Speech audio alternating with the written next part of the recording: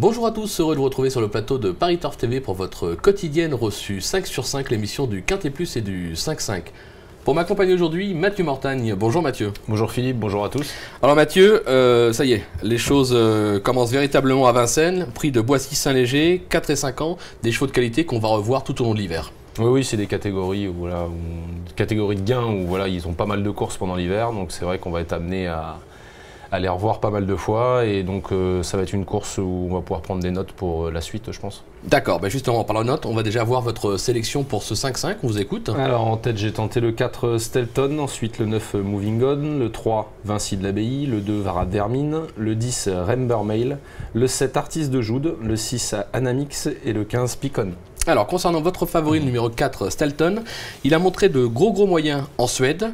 On a la sensation qu'il peut frapper d'entrée de jeu pour ses débuts à Vincennes, comme souvent avec les étrangers. Ouais, mais voilà, ces chevaux-là étrangers, finalement, on se rend compte que quand ils arrivent chez nous, ils n'ont pas vraiment leur gain, quoi.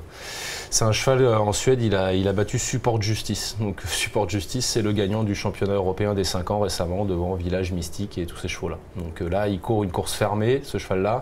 Il sera déféré des 4 pieds, il a tiré le 4. C'est pas un grand cheval, c'est un petit cheval, mais le vrai petit cheval de vitesse. Donc 2100 mètres, c'est en plein son sport. Voilà, souvent, comme on dit, les étrangers, la première à Vincennes est souvent la bonne. Donc au papier pur, bon, faut qu'il s'adapte à Vincennes. C'est plus un coup de poker quand même, parce que c'est la première fois qu'il court sur la grande piste. Mais au papier pur, normalement, c'est le cheval de la course. D'accord. Vous lui opposez le numéro 9, Moving On, une rentrée victorieuse dans le prix Climène. Maintenant, elle a tiré, et plutôt hérité le numéro 9 derrière la voiture, ce qui va l'handicaper un tout petit peu quand même. Oui, dans le prix Climène, elle faisait un truc, parce que c'était certes que des femelles, mais elle s'est retrouvée le nez au vent à deux. Franck Nivard a su bien gérer l'effort, il a vraiment bien mené, il n'a pas cherché à forcer le cheval de tête, mais elle est venue l'emporter au terme, voilà, elle s'est montrée très courageuse pour sa rentrée. Vraiment, c'était pas simple, c'est des courses assez compliquées à courir sur la petite piste, surtout quand vous êtes le nez au vent. Elle a fait un truc quand même, et c'est pareil, c'est une jument qui a beaucoup de vitesse, donc le 9, c'est sûr que c'est embêtant, c'est pas un très bon numéro, mais elle a de la vitesse, donc je pense qu'elle va pouvoir se rabattre assez rapidement.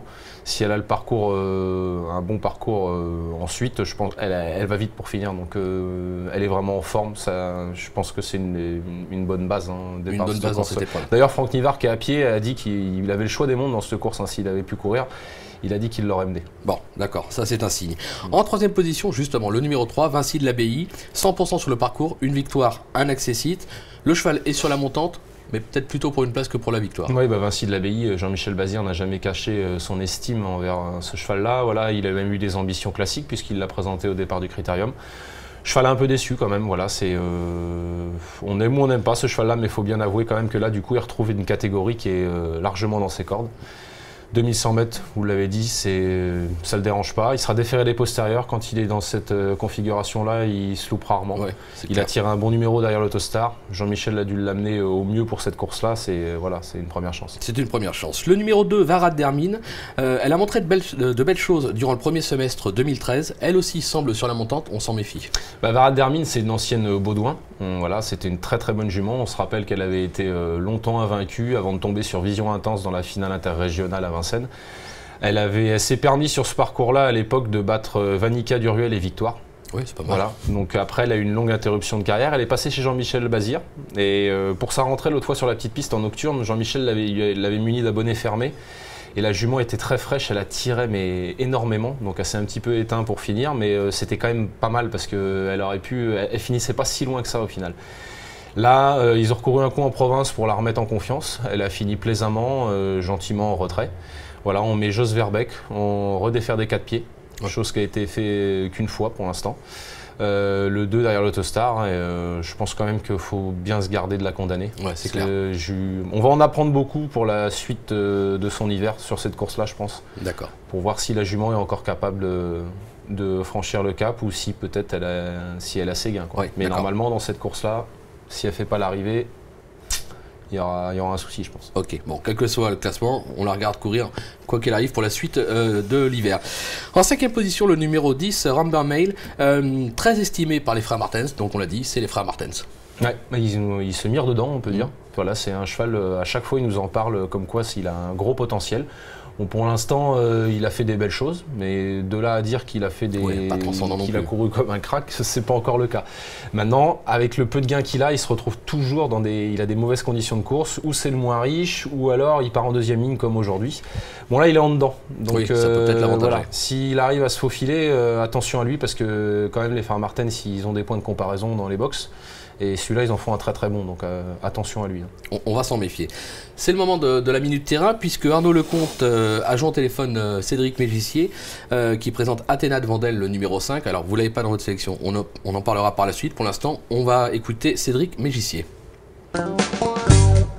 Cédric Mégissier, vous allez présenter Athéna de Vendel, une jument qui a déjà fait ses preuves sur la grande piste. Celle-là, elle découvre les 2100 de la grande piste, justement. Oui, les 2100 mètres, c'est pas son parcours de prédilection, mais bon, on n'a pas le choix déjà engagement. Elle est peut-être en préparation pour d'autres épreuves? Pas spécialement, ça fait partie des bonnes courses qu'elle a en début de meeting. C'est une course fermée. Le seul problème, c'est la distance, c'est pas trop son sport, l'épreuve de vitesse, mais la jument, elle est déjà en bonne condition pour courir cette course-là.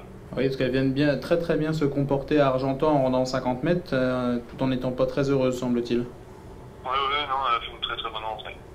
Son objectif principal peut être le semi classique de femelle début décembre? Oui, voilà, je pense qu'on va s'orienter là-dessus. On l'aura compris, Cédric Mégissier est un peu dans le flou. Hein. C'est mi-figue, mi-raisin, c'est pas 2100, c'est pas son sport. Vous ne l'avez pas retenu, on l'a mis dans le jeu, vous y croyez pas trop quand même. Bah, c'est une très bonne jument, attention, hein, elle fait partie des meilleures femelles de sa génération. Maintenant, voilà, je ne l'ai pas mis justement parce que 2100 mètres, c'est pas trop son sport, c'est une jument de tenue. J'ai peur qu'elle soit prise de vitesse en partant. Si elle se retrouve dans les dernières, après que c'est une course un peu tactique, il va falloir contourner le peloton. Je vous dis, puis elle a un semi classique que de femelle sur la distance classique à venir à la fin du mois ou début décembre. Donc bon, je pense que ça va être une course pour vraiment la remettre dans le bain en vue de ce semi classique de femelle. D'accord, nous on l'a mis dans le jeu, c'est une forme de sécurité, mais c'est vrai que c'est plutôt pour la prochaine fois. Après, elle a la qualité pour surprendre pour une 4e place. C'est clair, en valeur intrinsèque, elle a le droit d'être à l'arrivée. Bah écoutez, merci beaucoup Mathieu pour toutes ces informations. On se retrouve très vite sur le plateau de Paris Turf TV. Dès demain avec à votre place Benjamin Isole pour un Quintet Plus 5-5 Vincennes en nocturne. Et à très bientôt sur le plateau. Bonjour à tous. À bientôt, merci, au revoir.